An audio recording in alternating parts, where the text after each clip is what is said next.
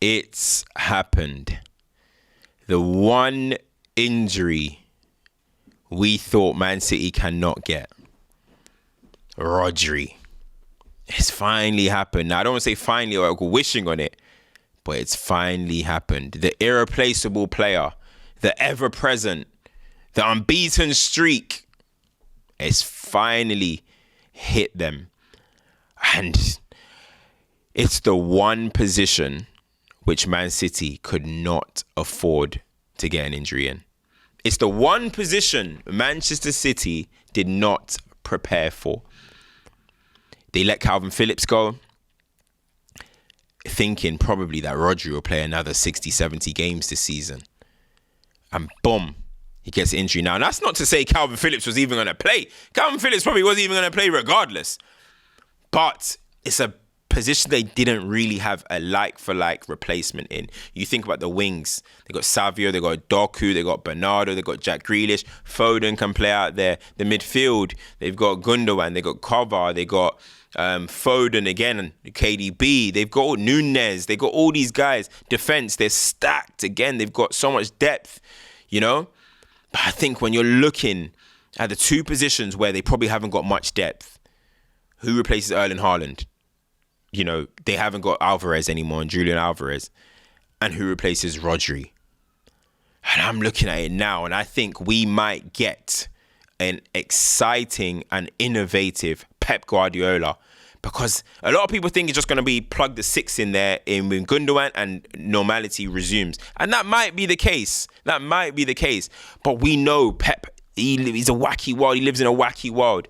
And I think he'll be looking for solutions within the team right now on how to redo it. Does that mean John Stones in midfield? Does that mean a double pivot now, base double pivot of Kovar and Gundogan? Does that mean Rico Lewis comes into midfield, which some people say is his natural position? You never really know with Pep Guardiola. We've seen times when Akanji's inverting. We've seen Gvardiol invert. He does so many different things to find solutions. And I remember there was a season when KDB went down and you're thinking, what are they going to do? And they found a solution. There was a season where you look at people like Vincent Kompany's, they find solutions. Haaland last season, they find a solution. Even KDB last season, they find a solution. Somebody steps up. Is that going to be the case again today? Now, you're looking at, they've got a potential pivot of Kovar and Gundogan. They're not the youngest players in the world. Are they meant to be playing 60, 70 games? Because Rodri was ready for that. As much as Rodri, you know, he talks about we need a break, you know, you can't play at the top level. And it's not ironic, but it's crazy that he is the player that I was talking about. Maybe us players need to go on strike and then boom, he gets an injury. So they were saying boss calls were made. They were saying boss calls. They're saying the UEFA president said, hey, get this guy out of here, take him out. Who knows? But the reality is, with what he was saying, could fatigue, could too much on his body have finally caved in? I mean, I'm sure Rodri, knowing the type of personality he has, he's going to be fuming about this, you know. But at the same time, he's going to be trying to get back as quick as possible. But the concern is, as I mentioned, it's the position. It's the irreplaceable players, the position where they could not afford an injury. City's record without the midfielder, they played 21 games without Rodri, and they've lost 7 of them. A whopping 33% loss rate. In comparison, Pep's side have a 10.9% loss rate when Rodri is playing, which is 19 defeats across 174 top flight matches. That is insane. Only 19 defeats Rodri has faced since joining Manchester City. So you're looking at Man City with and without, it's completely different. I think there was a stage last season, they went in his suspension, they played 3 games and they didn't win a game. And you're thinking, whoa. So if I'm Arsenal now, I'm looking at Arsenal now and I'm like, they should be looking at it like, whoa. If there is any City slip up, we're gone. We're gone. Of course, Rodri's ghost isn't going to be around them when they're having their matches. They need to still get their job done. But they need to now think Man City are more vulnerable. They need to now be thinking, when you come to the Emirates on the February, we're getting you out of here. So Pep has a big decision to make. Do they dive into the market in January? There's links with like Angelo Stiller. There's links with certain type of players, which I saw online. Are they going to dip into the market? Are they just going to go and get a number 6? Could they go for a Wharton? Could they? But I wouldn't put it past them. He's not playing Champions League football. He's not playing Europa League football. Why not? Are they going to dip into market, or is he going to find a solution within? I think I would probably go with either a Rico Lewis, maybe even try and see if a John Stones can do it in that position. Because I just think for 10, 15, which Man City don't really do, they always rotate. I'm just thinking about 10, 15 games of Kova and Gundogan at their ages, and both are not natural 6s. Is that going to cause an issue for the team? Is that going to cause a big issue? And now what's interesting is, who is this going to affect? Is there going to be as James Walcott says, there's going to be like a ripple effect, a domino effect to this injury? How does this injury affect a Phil Foden? How does the injury affect a Kyle Walker? For example, so I'm drawing this out here. If a Rico Lewis was potentially to now come into it, maybe Pep Guardiola looks at it and thinks, okay, I'll play Gundogan and Kovacic, but I'm going to bring in Rico Lewis. Now, Rico Lewis has to start all these games because he's going to come in, he's going to invert and create a double pivot, and we can continue to go. Does that affect Kyle Walker?